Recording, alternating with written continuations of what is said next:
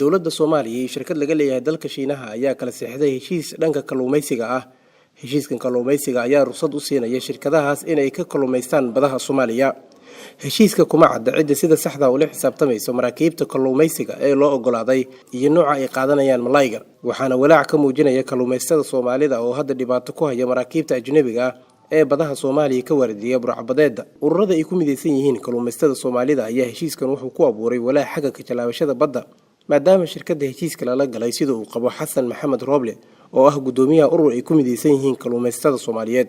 dowladda ayada mas'uulka ah wadanka haday noqon lahayd dhinaca badaha iyo muxuu ahaay hawadaba laakiin kalluumaysata ahaan dadka kalluumaysatada barnaamijka muxuu ahaa aad bay welwel uga qabaan dadka kalluumaysatada Soomaaliyeed muxuu ahaay sen noloshooda ay ku tiirsan tahay waxa ay ka soo saartaan badaha Soomaaliya.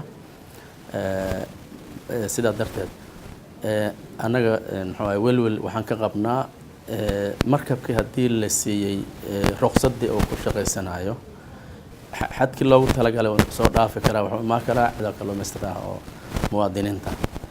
marka waxaan ognahay inaanan qabin muxuu ciidamadii badda noo ilaalinayay qalab lagu waardiyeeyo oo xataa lagula socon karo muxuu ahaay markabku meesha uu marayo xaaladiisa lagula socon karana ma qabno. sida darteed waxaan macnaha welwel ka qabnaa inay boosoonin ama meeshii loogu talagalay oo xadka macnaha ballanka lagula qaatay oo heshiiska lagula galay inuu soo dhaafo oo soo galo xadkii dadka kalluumaystada yararka ay ka kalluumaysanayeen. shatiga la siiyay shirkadda Kofa ee dalka Shiinaha oo leh 31 maraakiib ayaa si xor ah waxay kaga jalaabanayaan badaha Soomaaliya. shatigan oo gaaraya 31 ayaa lagu bixiyay lacag dhan 1 milyan oo dollarka Mareykanka ah, waxaana heshiiskan saxiixay wasaaradda kalluumaysiga Soomaaliya. dowladda ayaa sheegtay in lacagtan ay si toos ah ugu dhici doonto bangiga dhexe, isla markaana aanan la bixi doonin ilaa inta la iska afgaranayo qaybsiga kheyraadka Soomaaliya. wasaaradda kalluumaysiga iyo kheyraadka ayaa sidoo kale sheegtay in iskaashatada Kofa ay saxiixday inay la bixi doonaan kalluunka toonaha loo yaqaan oo kaliya. haddana waxaa taagan weli cabsida ay qabaan kalluumaysatada Soomaalida, sida uu mar kale u sharaxaya Xasan Maxamed Rooble oo ah gudoomiyaha urur ay ku midaysan yihiin iskaashatada. taasna way jirtaa waxaana soo martay dooniyo badda lagu waayay muddo ka bacdi adiga 4 bil 5 bil ka bacdi doonta kaliya la helay dadkina ay maqan yihiin.